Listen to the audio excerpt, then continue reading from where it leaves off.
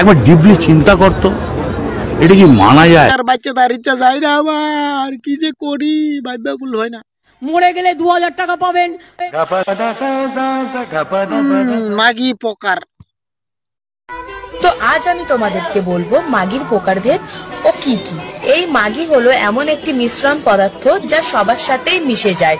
এই যেমন হানকি মাগি, বেশ্যা মাগি, রেন্ডি মাগি, কতি মাগি, সুন্দরী মাগি, অহংকারী মাগি, লেউরি লেউরি মাগি, আরো তো আছে।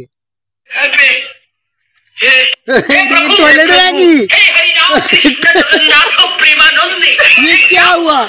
टॉयलेट में खाना बना लिया।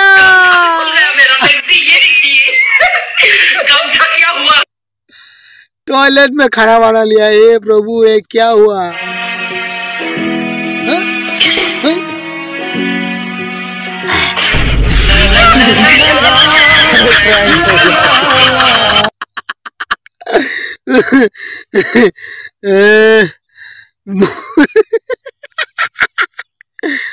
মরিস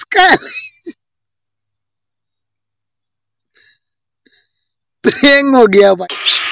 তুমি এদিকে কি করছো? আমি ওই দুধ আনতে যাচ্ছিলাম। দুধ আনতে? ও দুধের কথা মনে পড়লো, বৌদিটা মনে আছে? দুধের কথা কইলে বৌদির কথা মনে হলো কেন?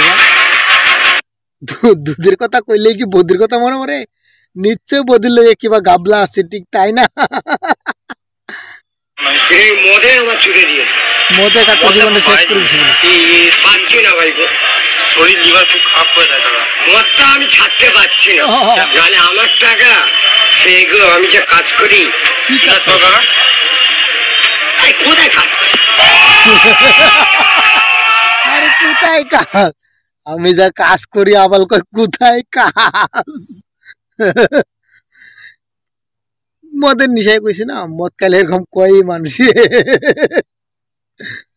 বাড়িতে শ্বশুর না থাকার সুযোগ নিয়ে রান্নাঘরে জামাই ও শাশুড়ি লিপ্ত হয় অবৈধ সম্পর্কে। সেই দৃশ্যই দেখে ফেললেন গ্রামের লোকজন।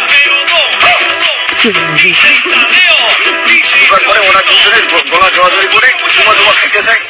সব क्या देखना पड़ रहा है? জামাই শাশুড়ি। এই কাণ্ডের পর এলাকাবাসীরা জামাইকে গাছে বেঁধে উৎসব মধ্যম কেরানি দেন। একদম ঠিক করছে, জামাইরে গাছে বাঁধা কি জামাইরে ল্যাংটা করে বাইর করে দিয়েছে। ওর জামাই শাশুড়ি আর মানুষ পাবে না, শাশুড়ির লগে।